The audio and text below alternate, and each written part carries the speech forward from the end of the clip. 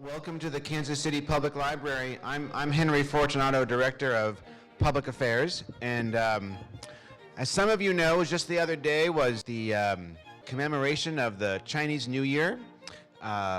This year is the year of the dragon. It's also the year of the lingering music. Anyway, Year of the Dragon is significant because tonight marks the first of several programs we'll be doing this year that have a Chinese theme. Well, let's talk about tonight's program, tonight's author. Richard Frank, in a way, has come home tonight. He was born in Kansas, grew up in Leavenworth, and then St. Joseph. He went to Mizzou, and then somewhat after that, he went to Georgetown Law and graduated from there as well. In between, almost 4 years, he was in the Army, U.S. Army, including a tour of duty in Vietnam as a platoon leader with the 101st Airborne Division. So, unlike a lot of military historians whose only experience in combat is on the armchair, Richard actually knows what he's talking about. In fact, not only does he know what he's talking about, he has written 3 incredibly well-received books on World War II history, generally focused on some aspect of the Pacific Theater. These include Guadalcanal, the definitive account of the landmark battle, Downfall, the end of the Imperial Japanese Empire, and most recently, a biography of General MacArthur. I should add that Downfall, a paperback version thereof, is for sale this evening, courtesy of our friends at Barnes & Noble. It's right outside there, and Richard will be signing books after his presentation. In addition to the topic, the general topic of the Pacific Theater, World War II, these books have a lot in common. First of all, they are all known for possessing truly riveting narratives. Second, a lot of them, they're all based on culling information from newly declassified documents. And in some, what tends to happen with the books that Richard Frank writes is that he produces comprehensive accounts that effectively demolish long-standing myths. Downfall, I should note, did this so well that it was awarded the Harry S. Truman Book Award in the year 2000. But what are we doing tonight? Tonight, the book isn't done yet, but I know Richard is working on it. Tonight, he examines the new scholarship in the first 5 years of China's War of Resistance against Japan. That would be 1937 to 1942. Once again, he has culled information from previously classified archives, both in the People's Republic of China as well as the Republic of China, Taiwan. What he's done here is really, really amazing. His research illuminates the war's devastating effects on and beyond the battlefields, but also compels a tremendous reevaluation of the roles of China in World War II, both the nationalists and the communists, as well as General Joseph W. Stilwell, who was the American commander in the China-Burma-India theater. I think it's going to be a great talk, and I'm really disappointed that I won't be able to hear most of it because my good friend, dear colleague, and everyone's favorite library director, Crosby Camper III, was supposed to be here tonight and do this one because I was supposed to be at the Plaza branch where there's a little book discussion going on that my 12-year-old daughter is in attendance at. I promised I'd be there, so I'll be off to Plaza momentarily, but in the meantime, please welcome Richard Frank. Thank you very much. It's great to be here back home. Home is a place, there's an American poet who described home as the place where when you go there, they have to take you in. I hope to achieve a little higher than that level of criteria. Before I start my main talk, I wanted to share with you what I think is an interesting sort of breakthrough in our historical understanding of the Asian-Pacific War.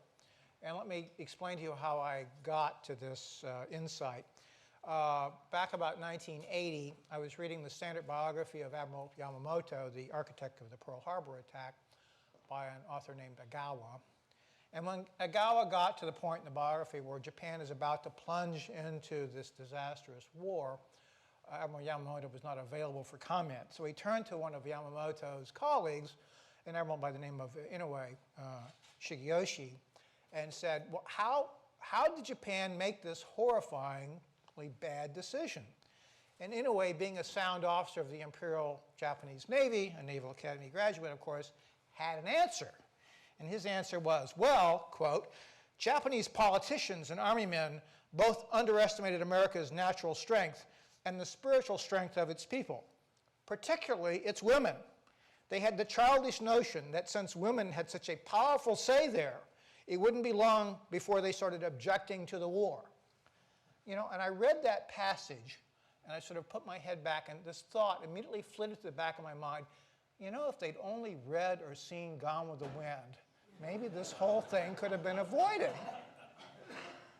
Fast forward about 15 years, and I'm reading this book called The Pearl Harbor Papers, and there's this very penetrating essay by a Japanese naval officer from World War II who later was a historian in Japan.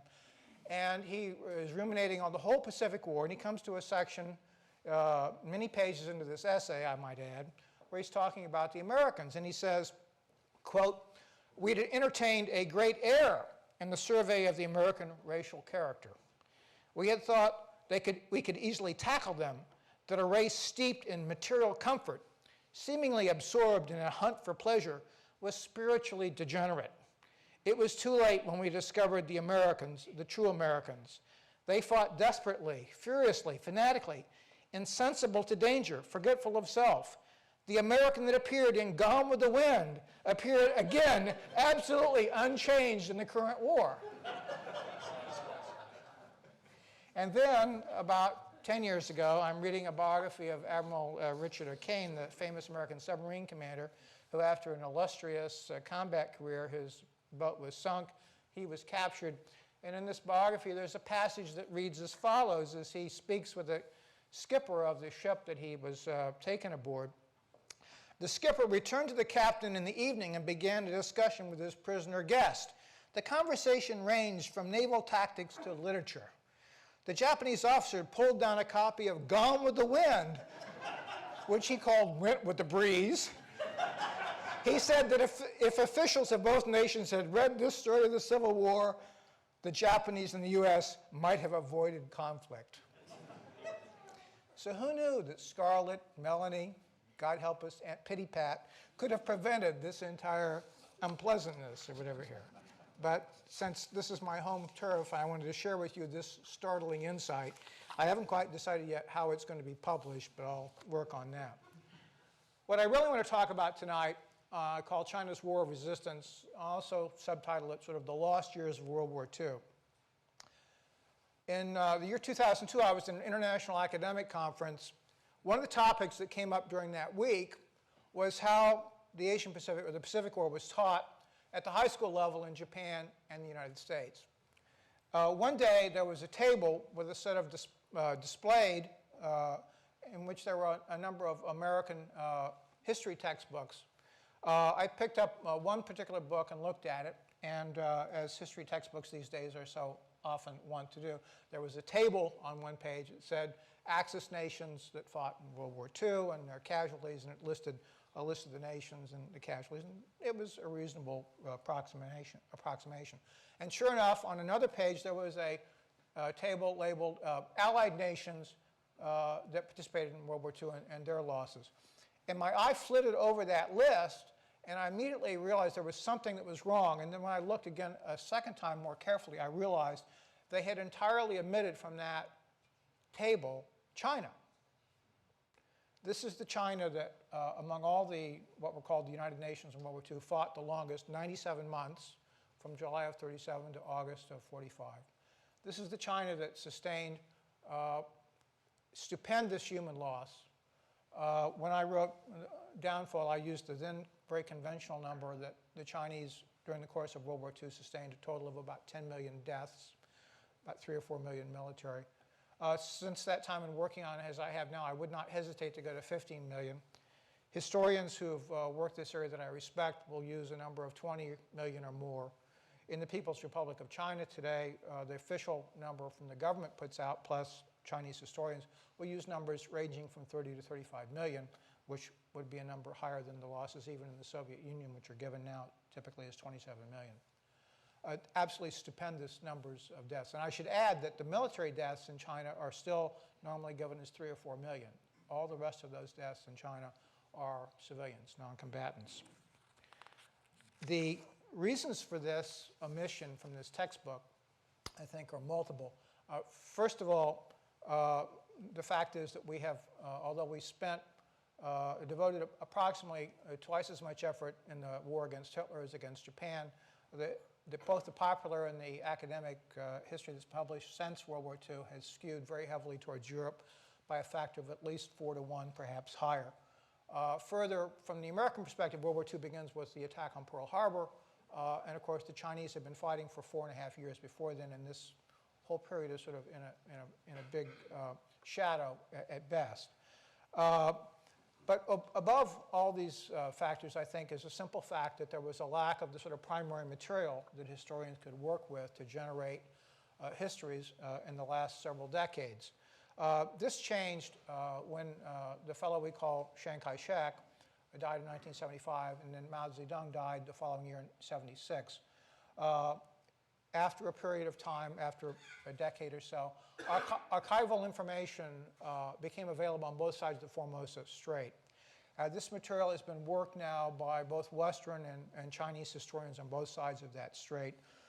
They've published now a lot of new and insightful essays and books, which, I mean, I could say I mined. I would like to say I plundered to get material for this talk tonight. But what has struck me and everyone else I have talked to about this is it's really a remarkable revision and upgrade of our understanding on the level of that of which we've undergone with respect to what we call the Russian front, from, say, where we were in the 1970s to where we are now in terms of our understanding about what went on. If I had to characterize 2 fundamental features of this new history from this period, the first would be that on both sides of the Formosa Strait, and particularly strikingly within the People's Republic of China, the reputation, the towering image of Mao Zedong as the singular political and military genius who directed the Chinese Communists to victory has, to say the least, been subject to some revision. Even more startling, and believe me, it took me a while to believe that this was true, but after having worked through the material and talked to a set of Western historians and read essays by historians from the People's Republic of China, what we used to call Communist China, the fact is that today, as I speak, the fellow we call Chiang Kai-shek is now a pretty respected figure in the People's Republic of China, celebrated as a great nationalist, a great fighter against the Japanese. Perhaps if I were to give you an anecdotal piece of evidence as to how he stands now is since 1949, when the Chinese Communists succeeded in the Civil War, the most popular historical novel that's ever been published in the People's Republic of China, which was published in the 1980s, is about an incident during the war called the Wunan Incident. And in that novel, the most popular book, Chiang Kai-shek is either the wrong party or the hero. And for those of us, say over 40 or whatever, who are familiar with the history of China and Communist China, it's just startling to realize that something that would have been unthinkable 30 years ago now actually commonplace in the People's Republic of China. So this is what I'm going to talk about then today is a lot of what I think this new history shows. I've called out really only a small portion of what I think is striking or remarkable to talk about tonight. And I think to further frame this up, to bear in mind that the way that, particularly in this period I'm talking about, and I emphasize again, I'm talking about July of 37 to May of 42. I'm not talking about the period from May of 42 on to 45 when there are big problems in China, big problems for the nationalists in Shanghai, a surge, the Chinese communists at that time. I'm focusing on this earlier phase of the war, this long period of the war. And this is a period in which previously we had it depicted typically in American, both academic and popular history, that Chiang and the nationalists didn't want to fight. They had to be dragged kicking and screaming into the war. that they spent a good deal of the war trying to get other people to fight the Chinese communists, fight the Japanese, and keeping the best troops in reserve against the communists, that Shang was an effective political and military leader, and so on and so forth. A degree of denigration of the efforts of both Shang and the nationalists and the related Chinese leaders who worked with Shang during that period. A Chinese historian now in the People's Republic summed up a lot of that history, actually talking about the history that had been published in the People's Republic since 1949. This quote, partial in arguments, simplistic in its conclusions, and abundant in falsehoods, unquote. And I think to a large degree that now would how I would characterize what we previously had understood about what the war was like in China during this period and the role of Shang the nationalists. I should emphasize that because I'm coming into this in the context of how Shang has been depicted in the historiography that's been published here now in the last many decades or whatever here, that I'm going to basically challenge a lot of this stuff.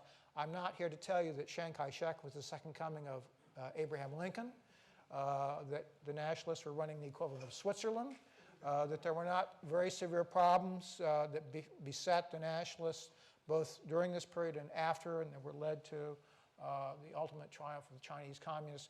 But I would like to put now in context what these events really looked like at the time based on information that we have now. The first place to start is the notion that Shang and the nationalists were not interested in fighting the Japanese. There's now abundant, I think, irrefutable evidence that from 1932 on, Shang clearly set out with the vision that restoring Chinese sovereignty, which was not only his goal, but the whole goal of many Chinese leaders of that period, knew that that meant there had to be a war with Japan. There were numerous preparations that he had ordered and were conducted by his government from 1932 onward.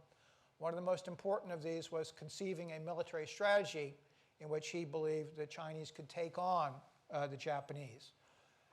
And they came up with the notion that the only effective national strategy that China could follow, given the circumstances at that time, was that they would have to drag the Japanese into the interior, engage them in a long, protracted, exhausting war, and eventually prevail in that context. And Chiang said that he believed that once this war started, it would lead to a world war, that the world war would lead to international allies for China, and that China would emerge on the victorious side thanks to this sequence of events. In March 1934, he told a gathering of nationalist officials that the date that this war would begin was only 1,000 days off.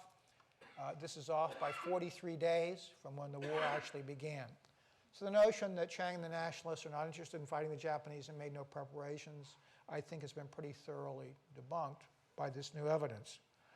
Now when this war begins in July 1937, let's look at what the military situation was from the Chinese standpoint.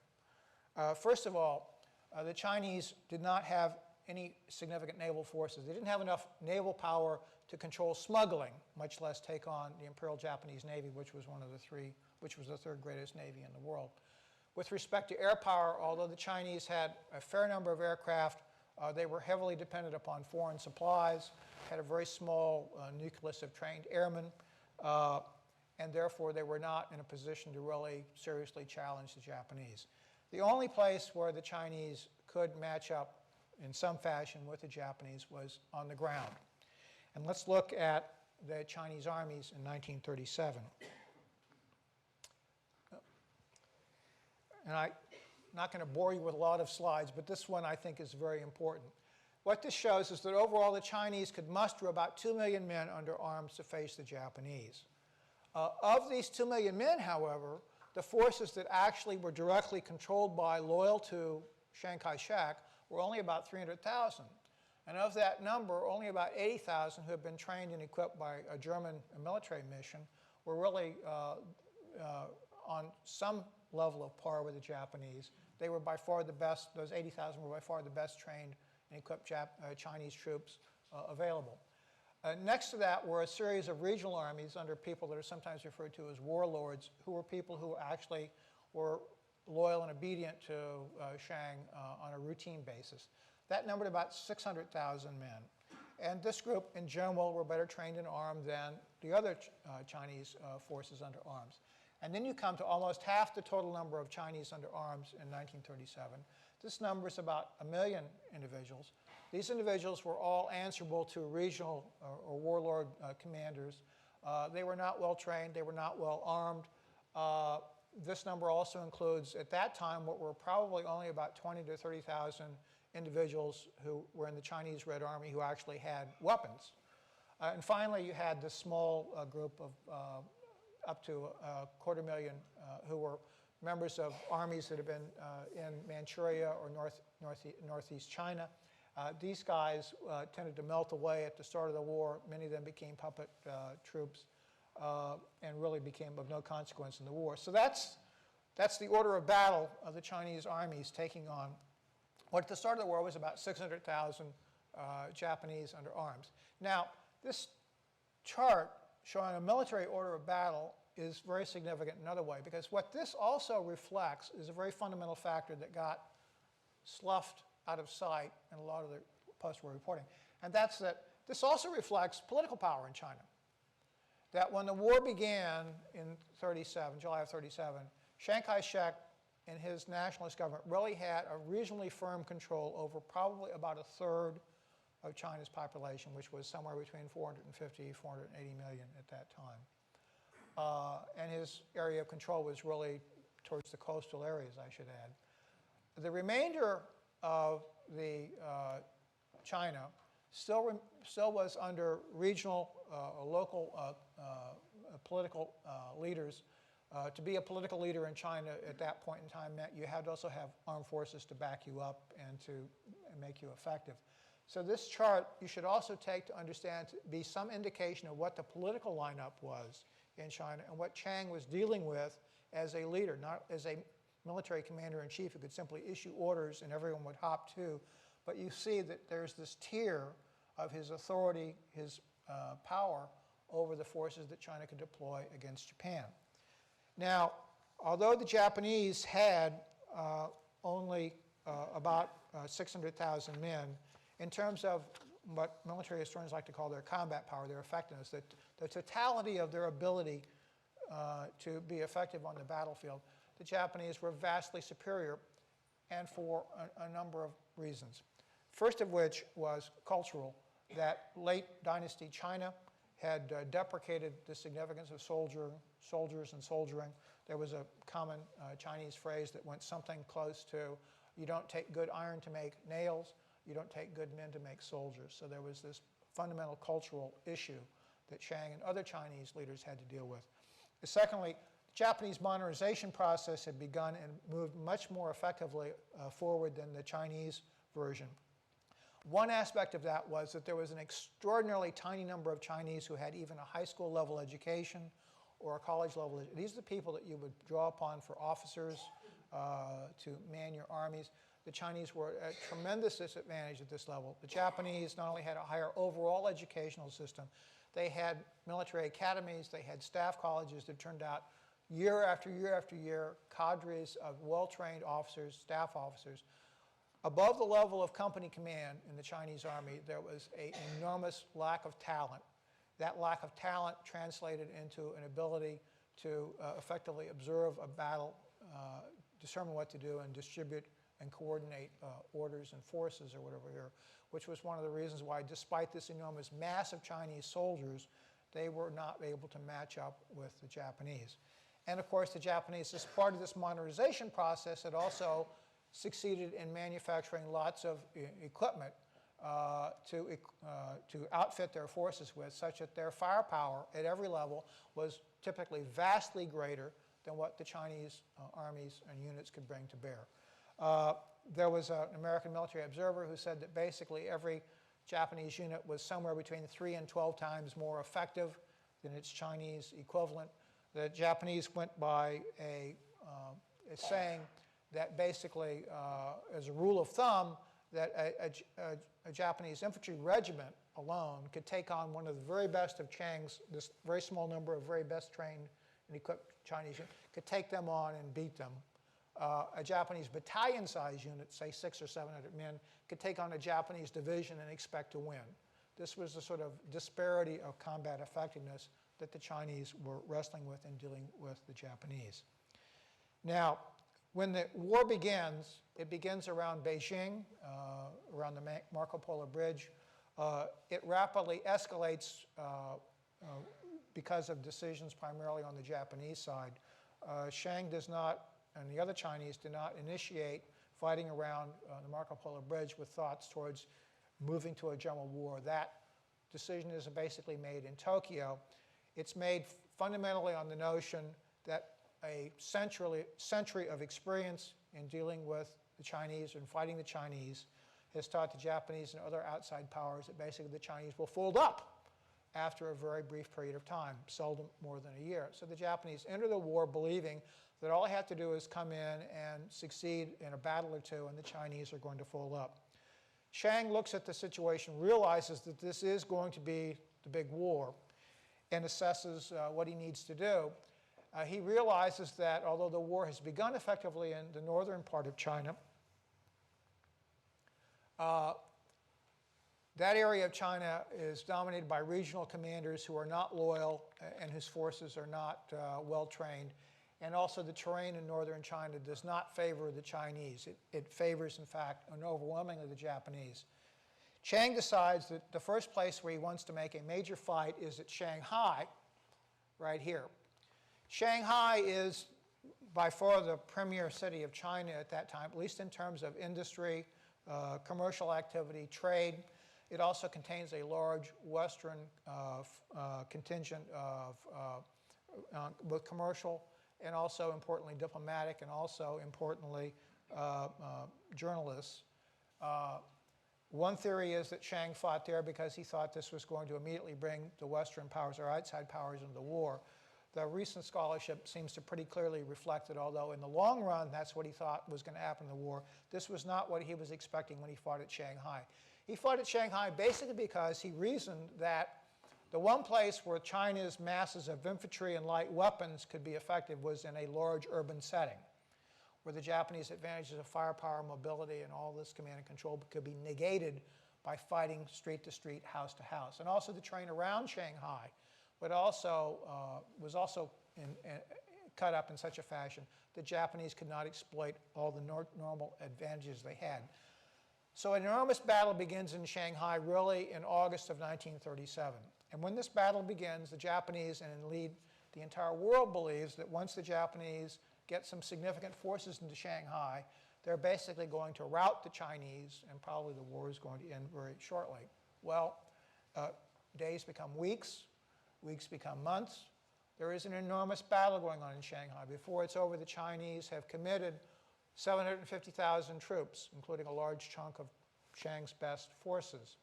Before it's over, the Japanese are going to commit 250,000 troops. This is, prior to the Battle of Stalingrad in 1942, by far the largest battle fought actually within a city in World War II. And as the combat goes on day after day, week after week, the Japanese become increasingly frustrated and increasingly embarrassed about why this is going on when it's expected that they are going to basically rout the Chinese forthwith. In fact, this leads to a classic example of an interesting spin, quoted from the New York Times, a reporter talking to a Japanese officer, and the reporter sends the dispatch back to Washington, which reads as follows, quote, "In explanation of the slowness of their progress around Shanghai, the Japanese complained that the Chinese, ignorant of tactics, did not know when to retreat."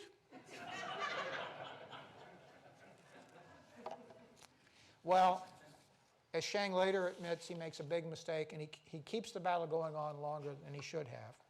The Japanese bring up large numbers of reinforcements. They land behind Shanghai, and in the end, the Chinese are going to be driven from Shanghai. In this enormous battle in Shanghai, the Chinese will lose what's estimated to be about 170,000 men killed and wounded. The Japanese are going to lose about 40,000 total killed and wounded. The numbers of dead, however, about 10,000, and in fact, for some of the early committed Japanese units, the level of casualties are astonishing. the 9th Division, which they send early on, by the end of the campaign, by a numerical count, has sustained losses equivalent to 94% of the division's original strength. Once the Japanese do win at Shanghai, in Tokyo there is some sense about containing the war. In the field, however, there is no sense of containing the war. There's a sense that now, since the Chinese did not immediately capitulate after Shanghai, the thing to do is to drive on to Nanjing, which is just up the Yangtze from Shanghai, and which is the capital of the Shang's nationalist government at that time. When the Japanese field commanders, who basically are the ones who are going to force this strategy upon Tokyo, when they launch their forces towards Shanghai, they do so without providing their soldiers with food, or extraordinarily minimal levels. Japanese soldiers are required to basically loot from the countryside, loot from the Chinese population in order to survive. This is obviously a sure prescription for incredible levels of savagery and depredations against the civilian population. The Japanese get to Nanjing in December 1937, and there takes place what's usually referred to as the Rape of Nanjing. I'm not going to spend a lot of time on this. There is a Chinese memorial to what happened at Nanjing, and on that memorial is literally carved in stone the figure of 300,000 dead in Nanjing. There was an international bestseller by Iris Chang called The Rape of Nanjing, which used numbers in the 300 to 400,000 range for dead. Since that time, there's been a lot of work on this issue by Western historians, and after going through this, my view is that, as one put it, you can come up with some reasonable argument using Western standards and what information we have, and get numbers between 40,000 and 200,000. You probably can't go above that number reasonably. I would further argue, and I will argue in what I'm going to publish, that one of the problems with this emphasis on Nanjing is it became such a symbol of what was going on that in many ways it obscured the fact that what's going on there is something that's being replicated to one degree or to another all over China, that the total number of Chinese deaths that are going to occur are just this absolutely incredible number. Its effect on China, I'm going to come back to in a while, but just bear in mind that Nanjing probably is not exactly the way Iris Chang presented it. The Japanese then proceed to make two huge strategic errors. The first of which was driving on to Nanjing and what they do in Nanjing, which basically fortifies the resolution of the Chinese people to continue the war. The second mistake they made is when Shang refuses to capitulate to their demands in December of 1937. In January 1938, the Japanese announced that they're no longer going to treat Chiang Kai-shek as the legitimate government of Japan. This would be all well and good if you think everything is going to sort of fold up and work your way. However, if it's not, and later you're going to be looking for a negotiating partner, you've just announced that the leader of the Chinese people is not an acceptable negotiating partner, which leaves you in a rather difficult position, doesn't it? But the Japanese begin the year of 1938 still supremely confident that with one more great victory in the field, or a couple of victories in the field, that surely the Chinese will fold up, just as they have done consistently for the last basically a century. And so they decide to drive on towards the next obvious target, which is the Wuhan city. This is the Yangtze River, which moves up. Wuhan, a tri-city area, is the most well-known of which is Hankow. And that's where Shang has displaced his military headquarters and a large part of his government. 1938 is an absolutely critical year in what's going to happen in China's war of resistance. As I indicated, the Japanese enter the year, as do almost all foreign observers, believing that surely the Chinese are going to fold up, if not immediately, then in a very short period of time. Shang meets with his senior other military leaders, and they resolve to fight on. Interestingly enough, although our State Department, the military attaché detachment led by Joseph Stilwell, are all reporting their expectation the Chinese are going to fold up, President Roosevelt gets a different view from the commander of the Asiatic Fleet, Admiral Harry Yarnell.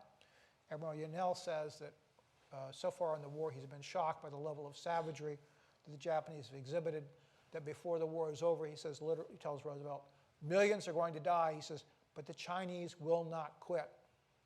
And Yarnell is correct. He correctly captures what's going to happen in terms of this war. Now, as an aside, I'd like to tell you a story about one of my colleagues for years talked about writing a biography of Harry Yarnell, who was a very interesting character who had an important formative role in the U.S. Navy. He never got the biography completed, but I tell you what, he had a killer title. His title was Up the Yangtze with Yarnell.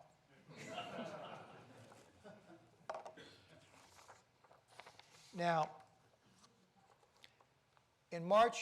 by March of 1938, the Chinese have rallied, are offering much stiffer resistance, and in April, they achieve an important victory at a place called Gyeong, where in a railway junction, the Japanese, two divisions maneuvering very recklessly, the Chinese are able to mass against both of them and force them back.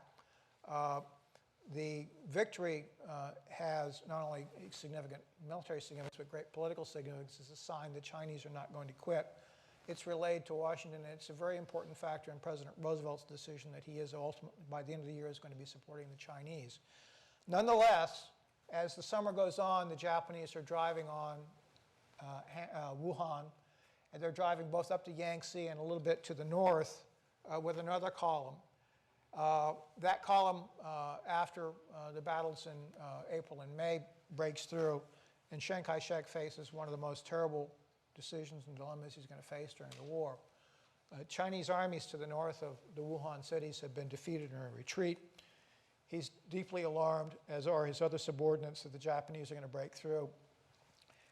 At the urging of his subordinates, he makes a terrible decision to breach the dikes of the Yellow River, which this is done in June. The Yellow River at that point is basically above the plain area. Above the dikes hold the river intact. Below the dikes are in fact the land. There's a stupendous flood which flows across a large swath of China. In that flood, it's believed somewhere between 500,000 and 900,000 Chinese died.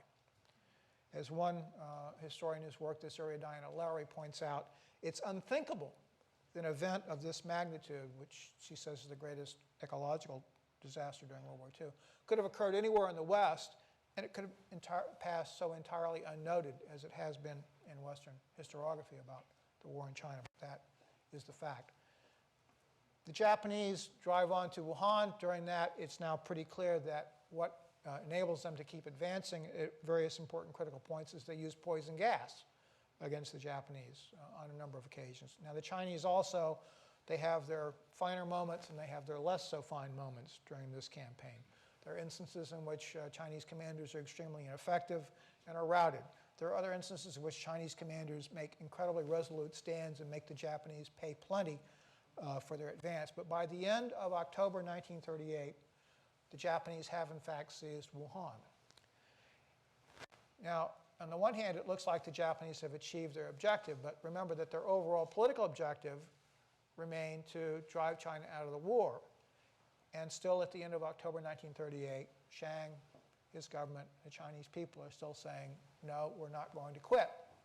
And at that point, in Tokyo, at the highest levels of the Imperial Japanese Army, there now comes the recognition that what had appeared to be a war that would end swiftly at the beginning of 1938 is now a war they concede cannot be decided by military means alone at the end of 1938.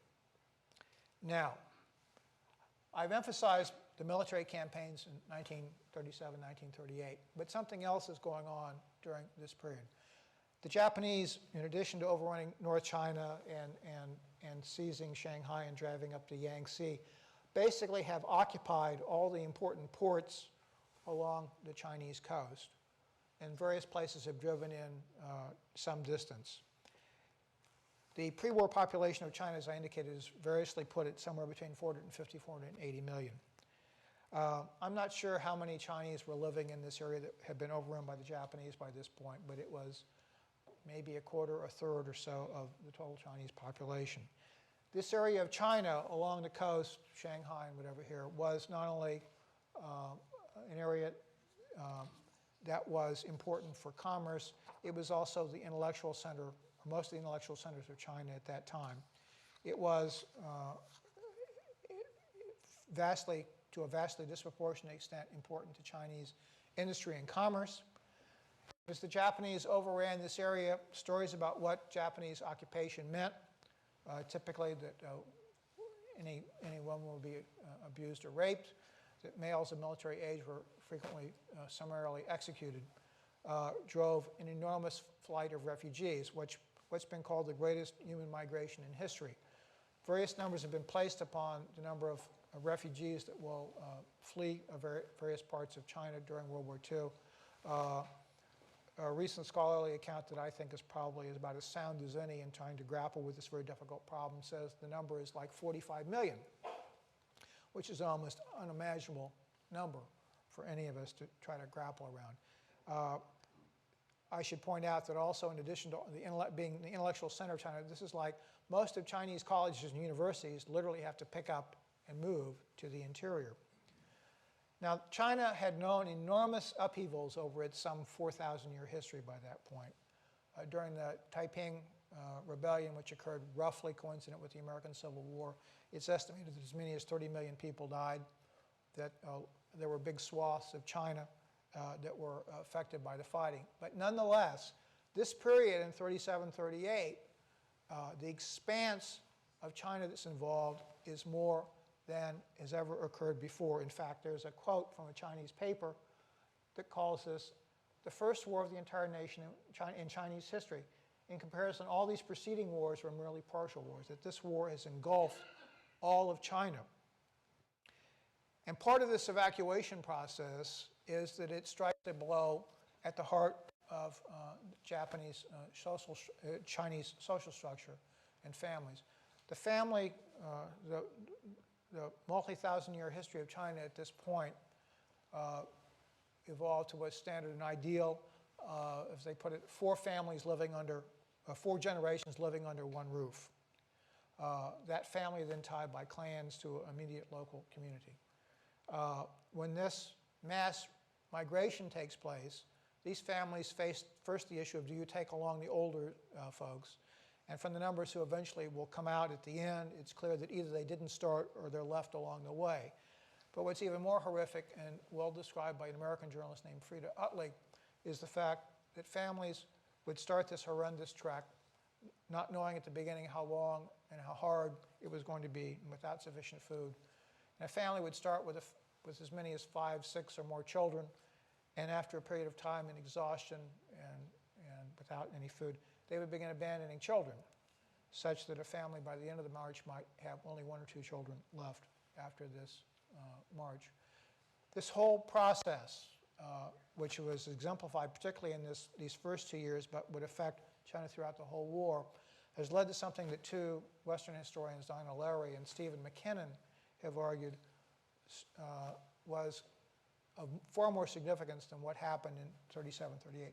What they argue is that essentially what this war did, because of its pervasive effect on Chinese society, was it struck a body blow at this 4,000-year-old society, that it atomized the Chinese to a degree that had never been done before, that it dislocated the family structure, the connections between Chinese, such that what's going to happen after 1949 with Mao is he's able to do what he does because of this basic disruption of the whole Chinese society that goes back to what is done by the Japanese during the Second World War, which shows you basically why what's going on here is of vastly more importance than we've given it credit or attention for.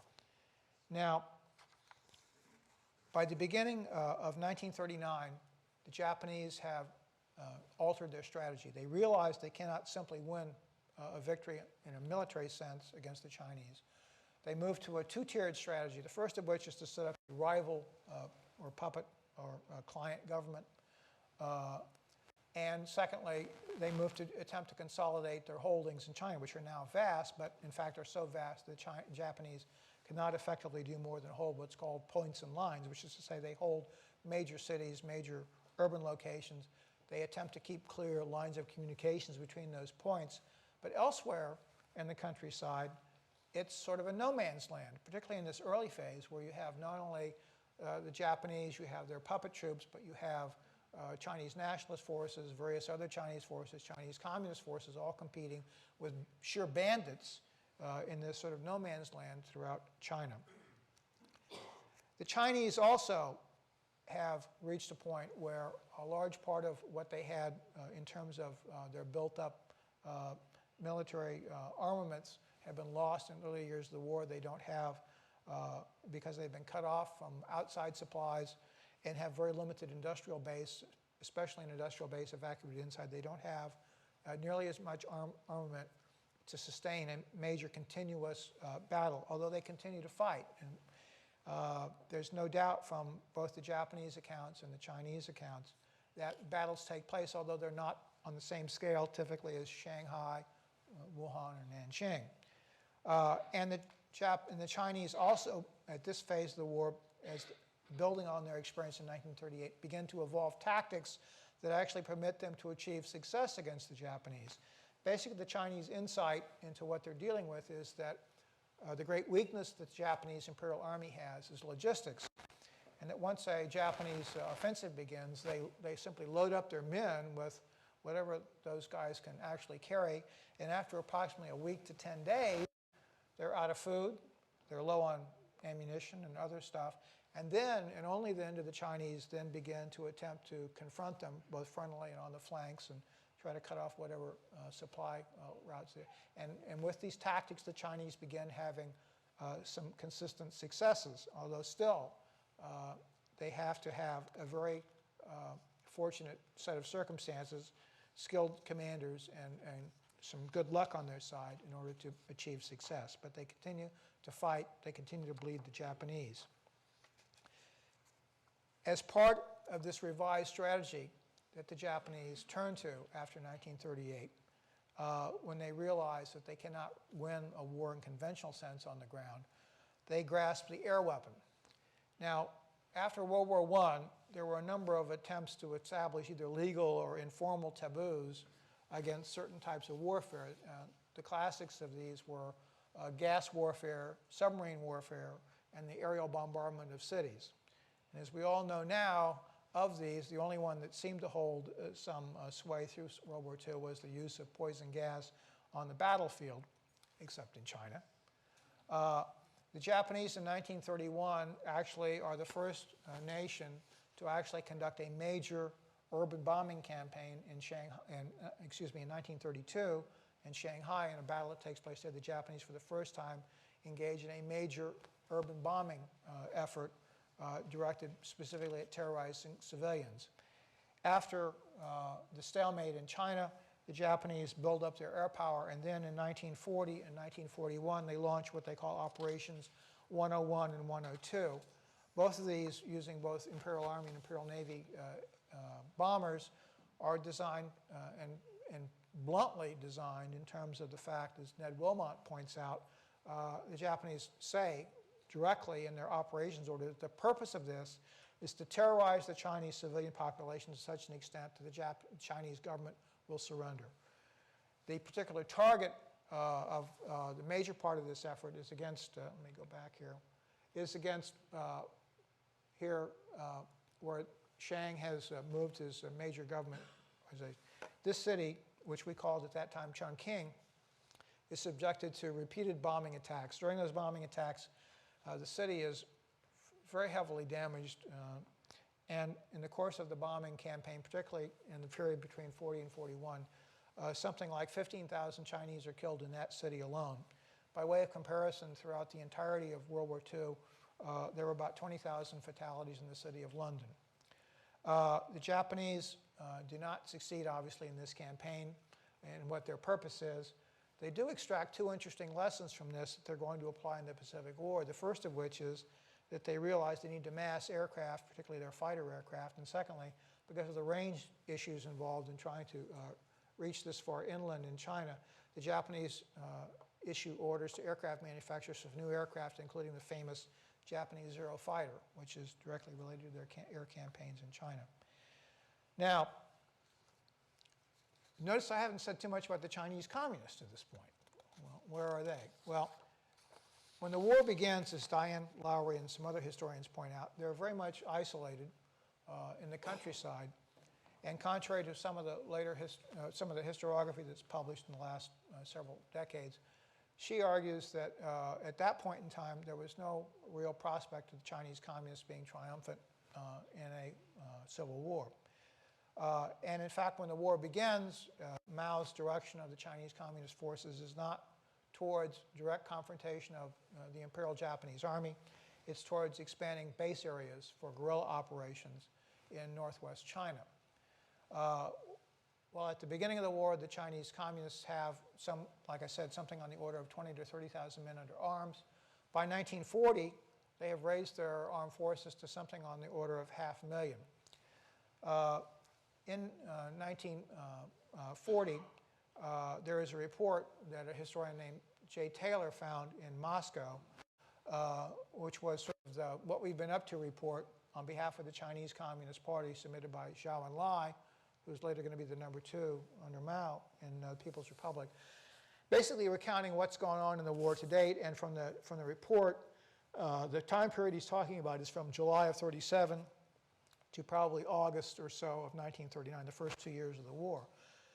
And in that report, Zhou Enlai says that the Chinese armed forces in toto have sustained about 1 million casualties. And of those 1 million casualties, the communist forces have sustained 31,000 killed and wounded, which by ordinary math would tell you that they have sustained about 3% of the total combat losses by Chinese forces in the first 2 years of the war, which would suggest, I would think, that the notion that the nationalists and other Chinese forces are not fighting the communists are needs to be rather substantially revised, certainly for that period of the war. In fact, the issue of how much weight the Chinese communists are carrying during this first period of the war will later lead Mao to finally authorize what's called the 100 Regiments Campaign in August of 1940. During this campaign, the Chinese communists launch a major offensive across the area that they dominate now in northwest China, primarily directed at puppet forces, communication centers, and achieve significant initial success. The Japanese, however, respond to this by moving forces from all over China into this area and launch an absolutely savage campaign that will later be called the 3-all campaign, burn all, kill all, loot all, in which they sweep across this area, basically inflicting a tremendous devastating defeat, reversing all the successes that the Chinese communists have had, basically wiping out large base areas such that the Chinese communists are going to have to reduce the number of men they attempt to maintain under arms by about 100,000 during this period. There is a number of essays now saying that basically the notion also that Chiang Kai-shek kept his main and best forces facing the Chinese communists all the time simply won't stand up if you actually go through and crunch the numbers. Now, let me move on to the campaign in Burma in 1942, because it's of enormous significance, and even more significance than it was recognized then or in a lot of the post-war history. By the end of 1941, the Japanese have essentially cut off the Chinese from all communications along the coast. They've also occupied northern Indochina, so nothing can come through Indochina and come up to the nationalists. The Soviets, after the Germans' attack in June of 1941, who had been providing what support, the main part of the support the Chinese had been receiving, have had to finally end what they'd already reduced after they signed a pact with Hitler in 1939.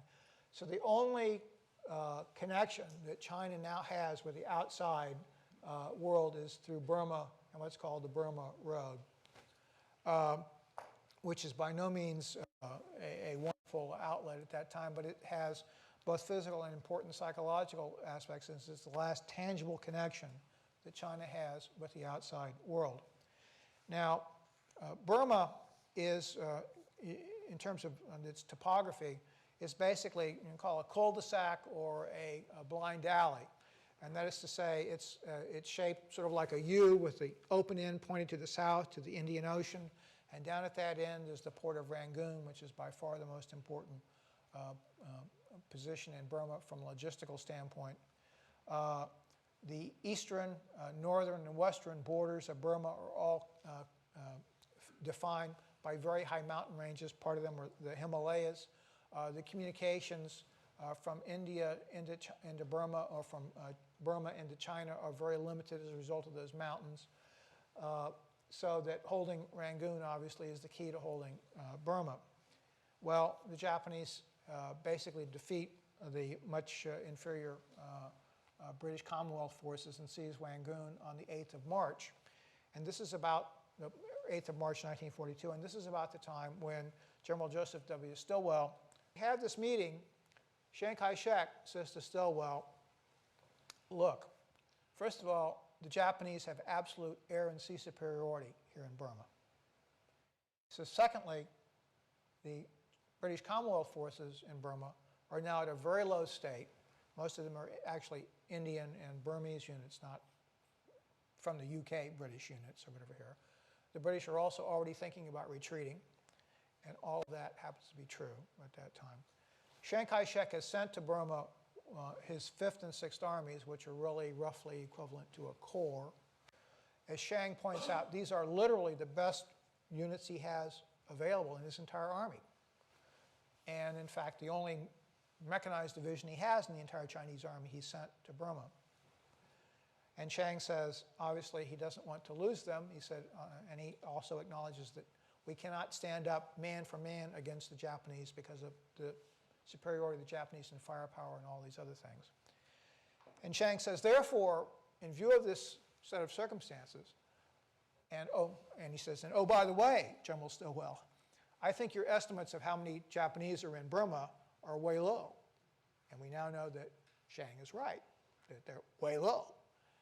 So Shang says, I think the best we can possibly accomplish at this point is to try to hold a line through the middle of Burma to maintain a land link between India and China, so that in a better day, we will still be able to have a land connection between China and the outside world. Well, Stilwell takes command. It's a very complex story. It's a very sad story, at the end of which the Japanese have trounced the Commonwealth forces they encounter in Burma. They're going to defeat the Chinese forces that are there, although the Japanese, being pretty tough graders, make no qualms about the fact that by far and away the toughest fighting that they had in Burma were against the Chinese units, which some Japanese officers say are fighting at the same level that they saw in Shanghai in 1937, the most effective Chinese fighting that they have seen in the entire war.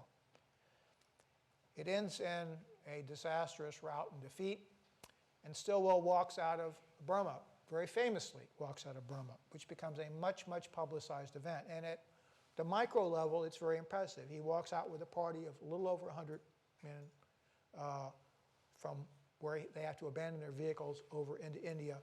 He leads them out. He loses no one in that walkout, while there are tremendous losses and the other forces that are trying to get out of Burma at that time. This is well celebrated in America.